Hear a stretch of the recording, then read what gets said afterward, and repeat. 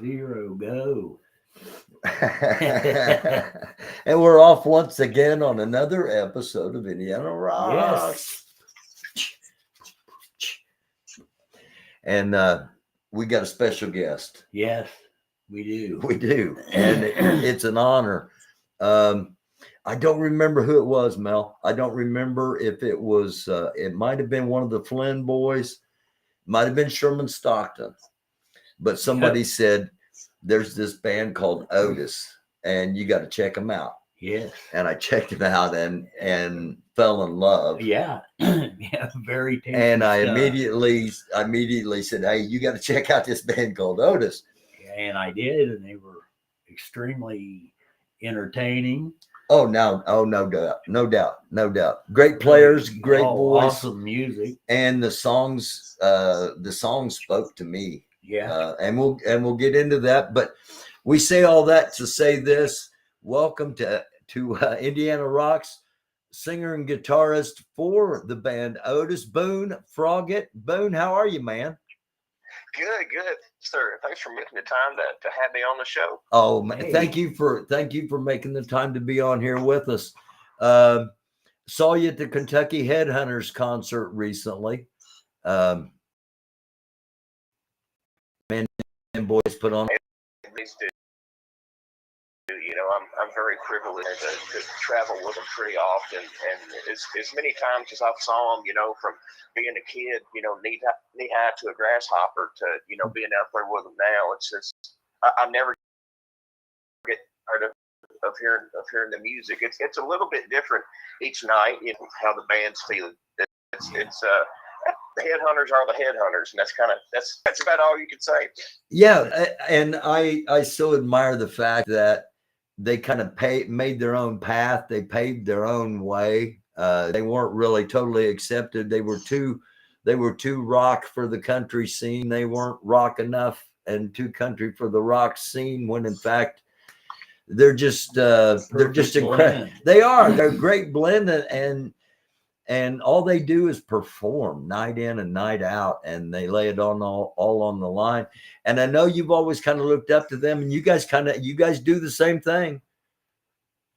Yeah, you know, that's what we, you know, it's what we aspire to do. And I think the Headhunters have inspired so many people to take their own road and kind of give them a license to be themselves, because that's a hard thing to do in the music business, because everybody wants you to be like somebody else, but you know, somebody else is already there in that spot. So that's really really bad advice. You should find your own thing and just kind of stick with it, ride it out. Totally. Absolutely. Could not agree with you more, man. That's so well said. Okay, so John Seeley is your bass player. Guitarist, and Dale Myers on drums. Did I get everybody right? You got everybody. All right. And we're going to mention this several times through the conversation here, but I want to start out with it. You're going to be in Kokomo on night the 17th. Is that right? That's correct. And then Saturday night on the 18th, Indiana. That's right, at the amazing Mojo's Boneyard. If you've never been to Mojo's, you got to go, because there's no other place like it in the area. He brings in you know, national blues performing acts, and blues is his main thing. Some sort of blues base to your music to play at Mojo's, and it's set up listening room style. So, you know, being on your phone or checking the game or whatever is highly discouraged at Mojo's. They want you to be focused on the stage and what's happening, and people really listen, and it gives us a chance to number one, be more improvisational and jam more, because people are listening, and number two, we kind of get to let them know who we are. We talk a little bit more between songs than we would at a festival, or, you know, up for Jackal or whoever. It's a lot of fun to play there, and we look forward to going back. So do you play other places in Indiana off? Evansville's one of the spots you get to. How often are you up here in the state, in your northern neighbor? pretty often, and it's kind of becoming more often, which we like that. We like to come up and visit y'all. But yeah, Evansville has always been a good spot for us, and we played the Coterie last fall. It was our first time there, and so they decided to have us back, so we came back. But kind of due to a scheduling ends there that night, which this turned out to be a really cool thing, because Jeremy Short, who is a really well-known blues and kind of jam band guitar player from Kentucky. So there's going to be two Kentucky very guitar oriented. So it's going to be a lot of fun. Yeah,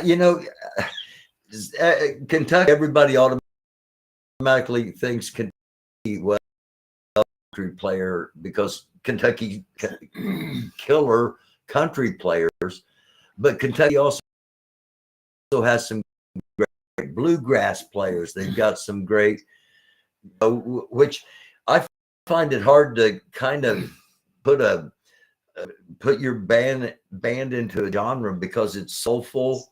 There's some funk. There's a lot of hard guitar. There's great soulful vocals. But Kentucky, I think, gets a bad rap that, everybody thinks, well, you got to be country if you're from Kentucky, because Kentucky's known around the world as the country mecca. But isn't there a whole lot more other players that are very talented, or am I wrong? Oh, you hit the nail on the head. There's actually just across genres so many talented people, and also geographically we're kind of in the middle of the country, so we get all these great influences from all these different types of music, and the bluegrass, country, blues, rock. It's really in some instances kind of comes off from the same place. Like if you listen to those early the way high pitched stuff, it almost reminds you of Robert Johnson and Charlie Patton and what was going on in the Delta. Yeah. I don't think there's in some instances there's not a lot of difference between bluegrass and blues music, but we're really proud of where we came from, and of course our first album was a tribute to a bluesman that grew up in Kentucky, John Brim, and his interview. But he produced that album, and it was all kind of his idea. We made our own arrangements, and we used John Brim's lyrics, and we did a whole album of his to kind of spotlight that blues influence in Kentucky. Sweet. No, Greg didn't talk about. I don't think, did he? No. Gotcha. Cool. Yeah, that's awesome, man. So you got 2 albums or 3? There's 2 full-length albums out, and then we put a couple singles out last year. But what really got us going was that it's called Tough Times, a tribute to John Brim, and like I said, Greg produced it, and it was kind of his idea, and we were more than happy to do it because we love the music. But we had never really been exposed to John Brim. He was on Chess Records around the same time as Muddy Waters and Howlin' Wolf and Little Walter. That golden era of 50s blues on Chess, but for whatever reason we hadn't discovered him yet. So when we met for barbecue one day, and he gave me this blank CD, and he's like, I want you to go home and listen to this and see if you think you guys could do something with it. So I listened to it. We fell in love with the music, and we on the project, and originally we were wanting to do something, maybe EP length, because it wasn't our original lyrics and stuff. So like, hey, let's make an EP and call it a day. But once we got going on it, we all were having much fun in the studio working on it, that we just kept going. And it turned out to be a great thing, because kind of fast forward into the future, Billy Gibbons gets a copy of this CD. Greg gave it to him and was like, hey man, just listen to this sometime. You might use it as a drink coaster, but you might really like it. And it turned out that he really liked it, and called us the next day and gave us a nice press quote to use from his office. That comment from Billy was what really got us started touring, and people took us a little more serious. That's cool, man. And it's so funny how we talk about this a lot, about how, you know, things cross, you cross your path in music where you no idea anything like. Oh yeah, it was kind of, it was strange. It's one of those things you kind of dream of, like, hey, that'd be cool if, you know, if Billy heard my band one day. But when it comes down to really happening, you're like, oh gosh, man, Billy's gonna hear my song. But it turned out good. You know, he liked it and understood what we were doing. Of course, he's a big fan of John Brim and any obscure '50s blues. You know, Billy already has it. You know, he's the encyclopedia. Yeah, yeah. And in case there happens to be anybody out there watching that does not know, Billy Gibbons is ZZ there. How long have you guys been together? The first album came out in 2015, so we've been going at it a while. The pandemic came on, of course. Everybody in the industry, the original lineup of Otis, we kind of went separate ways. Steve Gill Jr. ended up taking a job playing bass for Blackstone Cherry, and Andrew Gilpin, our original drummer, decided he wanted to stay home and do the family thing. So it was just me and John in that period, and I had some thyroid cancer I had to deal with. I had to get, you know, have my thyroid removed and take some radiation and stuff. But we came back with a kind of a newly reformed lineup of the band in 2023, and we've been going at it pretty strong ever since. Super. And hope you're all healed up and everything good. All good, man. Just awesome. go to my checkups and take my medicine and try to stay out of trouble. So how did Otis originally get together, and where did the name come from? Because we use Otis, my main man, from the movie Animal House, as you know, and then once the band Otis came up, it's just like, you know, every time we mention you guys, we have to go Otis, my main man. So come up.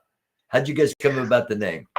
Well, that's another Greg Martin connection. He had a hand in helping name the band.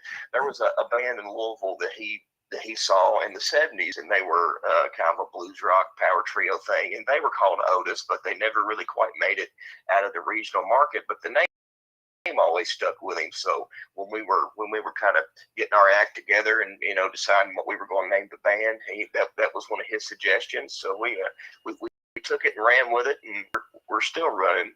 And to enjoy the name of the band, of course, we get the Animal House, and of course Otis Campbell. Yeah, from Andy Griffith. Otis Campbell, you know. Getting out of jail and riding his mule home, you know.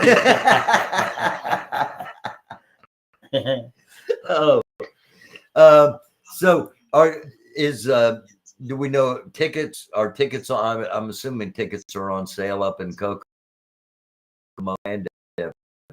Yeah, tickets are on sale for both events, and is usually pretty packed. And like I said, it's a listing room environment. So go ahead and get your tickets for that one. And it's a lot of fun. Coteries fun too, and we're just glad to be playing. Well, I apologize for being late to the party, but I am definitely a fan. So well, we appreciate that. No, yeah, people start hearing this a lot. They will. Yeah, because you know we want to get this out and make sure everybody gets to your show. We want to get up here in Greenfield too. So hey, we'd love that. All right, we'll talk about that. You know, we'll talk about that off air, but. You mentioned some of your influences, and the blues influence, especially on the first album. Am I, I pick up some soul and some funk. Yeah. Did you guys listen to Motown by chance? Oh yeah, man, we love all that stuff. You know, Stax, all the great Southern soul stuff that was recorded, down at Fame, the Muscle Shoals, Clarence Carter, and all that great stuff, man. I think that's really what rock and roll, comes from, and especially Southern rock. You know, people like to say that the first moment in music that they considered Southern rock was Dwayne Allman playing on Wilson Pickett's "Hey Jude." You know, that great solo at the end. Yeah. Yeah. I can. Yeah. I can. Yeah. Fillmore East. Oh yeah, and that's Yeah. that's really what pushed us to do that first album. Because if you go look at the Allman Brothers debut album, you look at the track list, the majority of those songs were world songs as well, and they kept that going throughout their career with like More East and One Way Out, and all those great blues songs that everybody thought were Allman Brothers songs, and they definitely made them their own, but they came from the blues. Yeah. Absolutely. Yeah. I was gonna say something. I forget what it was. Want me to punch it? Yeah, punch it out of me, would you? Ah! I totally forgot what I was going to ask. Oh, That very rarely happens to me on here. train wreck. Well, it was. I was thinking about the Allman Brothers, Oh yeah. and of course, I was whipping post. Oh yeah. Because even Frank Zappa, the cover of Sure Whipping did. Post. I did not know that. Yeah. Good. Seriously. Yeah, it's not notable. It's Zappa, actually good. It's just like the Allman Brothers played it, but of course, it was Frank and all those awesome from back in the day. But they're weirdos from back in the day. You're talking about Steve Lester. Well, yeah. Yeah, you love Steve. Boone, you guys been doing it for a while now. Is there anybody upcoming that we should be aware of that you're aware of that, hey, keep an eye on these guys? Well, being from Indiana, you guys should definitely know about the Cold Stare. No. They're a great band. They're on Mascot Records, and they've done really well for themselves in the blues rock area. The Cold COLD Cold Stairs. Yeah, Cold Stairs. STARES. Stairs, like staring. Yeah. Gotcha. Yeah, they started out as a duo. And now I think they've kind of morphed into a full band thing, but they're a really good band. They've played on Joe Bonamassa's Keeping the Blues Alive at Sea cruise. They've done a bunch of cool things, and they're based out of Evansville, but man, they've like us, they've been all over the United States and Europe and UK and everywhere. Thank you. Do you know them? Yeah, they're great guys. Well, good people. Give them my contact information. Since they're from Evansville, we'll get them on Indiana Rocks. Hey, that's work on it. All right. I do realize I was going to ask you because it was important, and that's why it honked me off when I punch got it back. Your punch eventually got it All back. Right. Cool. With AI, there are still great venues, but a lot of venues are closing. They're it seems like the music world's shrinking. With all of that potential to the music world, I honestly feel like I got rid of all genres and everybody just started embracing the fact that there's live music. Oh yeah, 100%. I agree. I agree with that totally, man. The AI things gotten out of control, and you know, it all the downhill kind of all started when streaming came to the forefront and got so popular because it kind of destroyed the music business from the inside out. There's the amount of money that bands used to make, you know, even in the 80s and 90s. You know, bands my age will never experience anything like that from music sales. Now, there's obviously a great living to be made from going out and touring, but far as recording music and making money from it, it's really no more than you know, a promotional product now. Yeah, which when, like, I'm a lyricist, you know, you really don't need lists anymore. AI writes all the words. You don't. Oh yeah, man. So yeah, we need to embrace and promote live performances every chance we get, in my opinion. And we're there playing real rock and roll and still using amps and no tracks and no gimmicks, like all our heroes from the 70s did, like, you know, Montrose and Humble Pie and the Allman Brothers. Oh, man. You just mentioned all. I'm sorry, I haven't. This is Mel Cup. Mel is a drummer. You guys haven't met. I should have introduced you right off the bat, and we just started talking. Yeah. Mel's with me on all the episodes of Indiana Rocks. He's a drummer. Started playing in 69. 69. Started playing in 1969 when he was and has been playing since then. So he's another one of these old souls that's been through it all.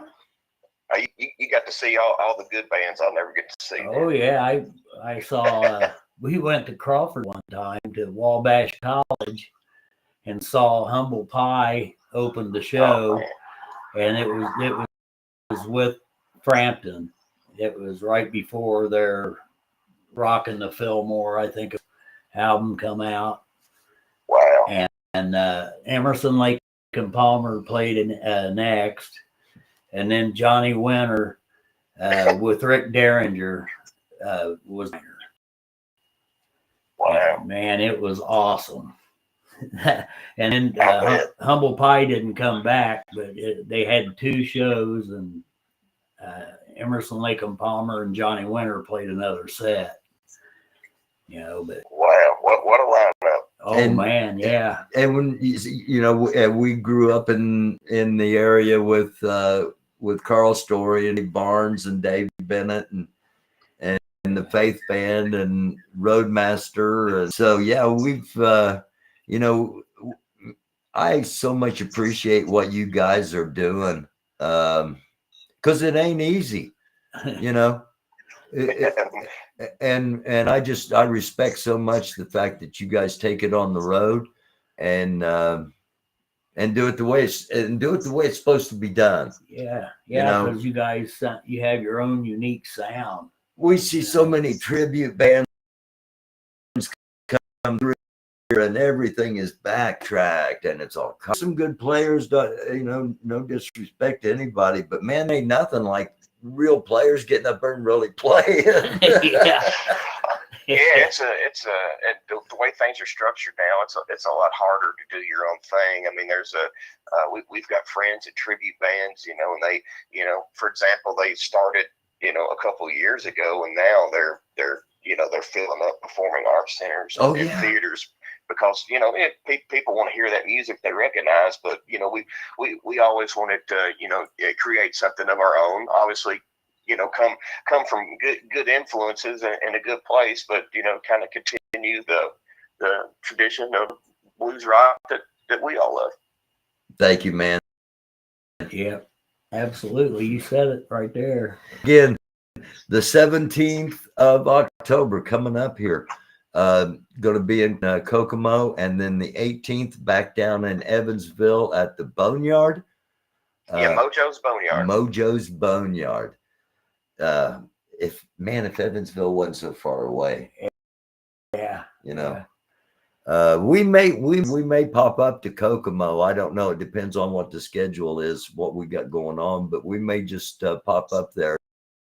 If we're going to, we'll let you know ahead of time. Hey, that sounds good, man. All right, man. Thank you Looking for forward giving us to some seeing time. you in person.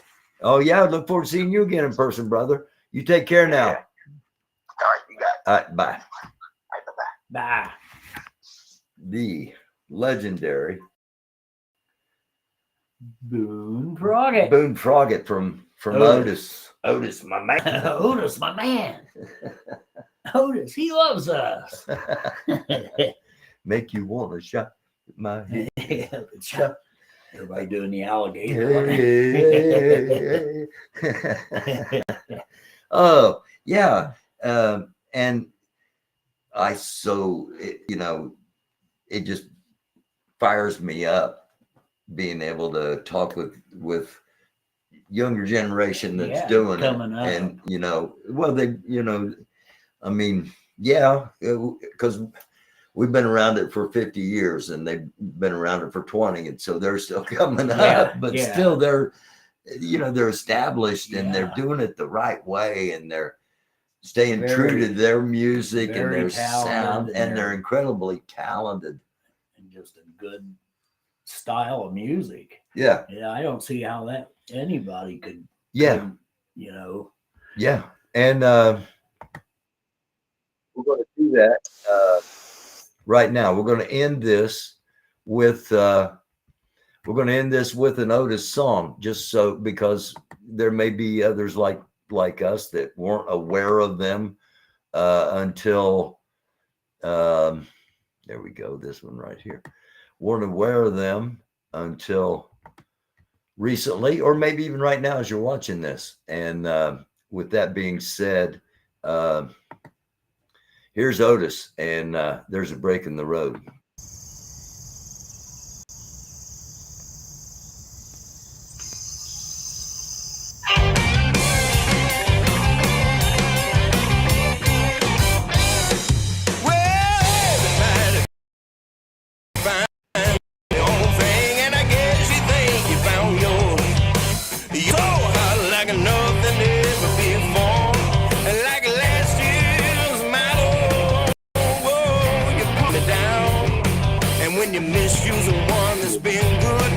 Don't you know you're bound to go down? 'Cause there's a break in the road. There's a break in every road. But I got mine and you got yours. There's a break in every road. You just dog me around, treat me like dirt. You don't care how much it hurt. There's a break in the road. There's a break in every road.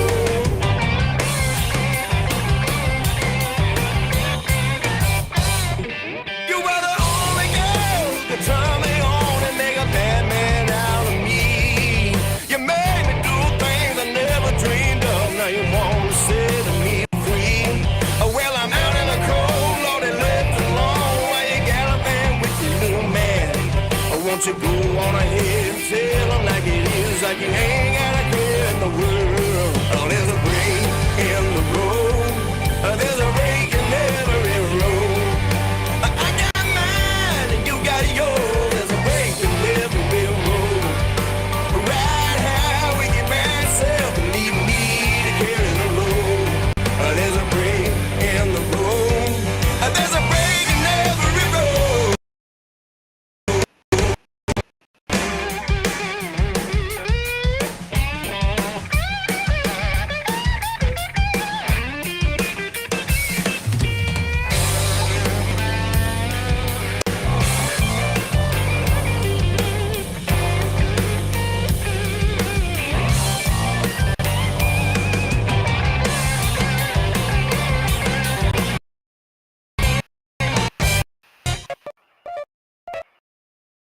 There's a few things that you don't understand in the things you do. Same old game you run, and they're gonna run it on you. And then new heart and wash away all of my tears. Well, you might need pair of windshield wipers, 'cause you're not seeing things too clear in the room. There's a break, but I got mine, you got yours. There's a break that never will go. You just dog me around, treat me like dirt. You don't care how much I hurt. There's a break, there's a break road.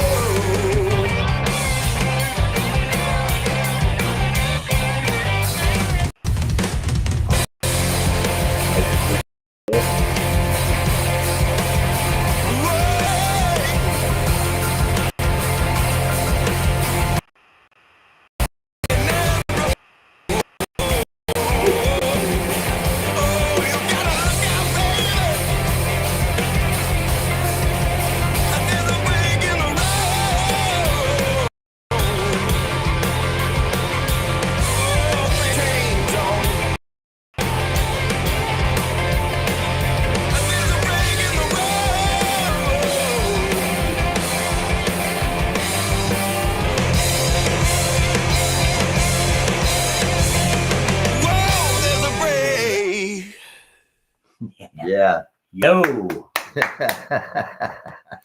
good stuff, man. Otis. My man.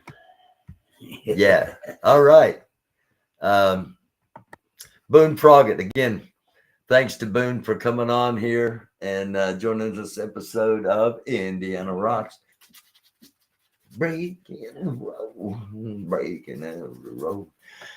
We appreciate him coming on here. We appreciate you clicking on, appreciate you watching. Please subscribe, like, share.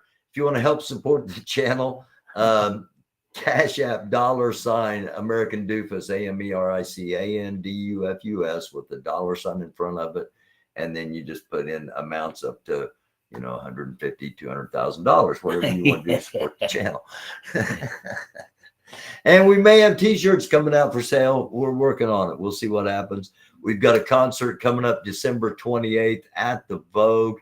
And we'll be talking more about that coming up. But tickets are on sale now. And it's going to be star-studded. Yeah. Including this guy right here. Project 19 band's going to be there. J. Michael Henderson, Kevin Stonerock, Kevin Silva, Phil Purley and the Enablers, Rods and Cones, Mike Milligan and Steam Shovel, Super Trooper, Alan Kay. Yes. The amazing, the mighty Adam Smasher. Did I forget anybody? Mojo. I'm sorry, but yeah. All these acts are going to be playing one time, one only. We're doing this for the musicians. We're getting all the musicians together in a place for celebration, when normally the only time musicians are able to get together is celebrating somebody's life after they passed. We're doing this while everybody's still alive. The Vogue's getting the majority of the tickets. The rest of the tickets is going to go to, at the moment, if we can break even, and we will. The people are going to want to see this. The rental of the PA and paying for the techs and all that kind of stuff. Anyway, it's all about celebrating these guys and play, which they never ever do. Maybe jam with each other, maybe even play something they normally don't always play. Could happen. You never know. All right. Anything to say at the end here? Did I get too much? No. What do you think of Boone? He's a great guy. Isn't he? Yeah, he's a good guitar player, got a great voice.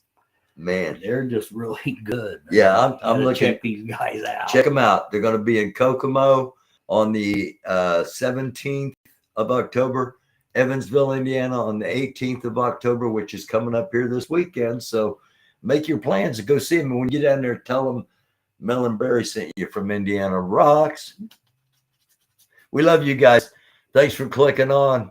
It's a dark world. Be alive.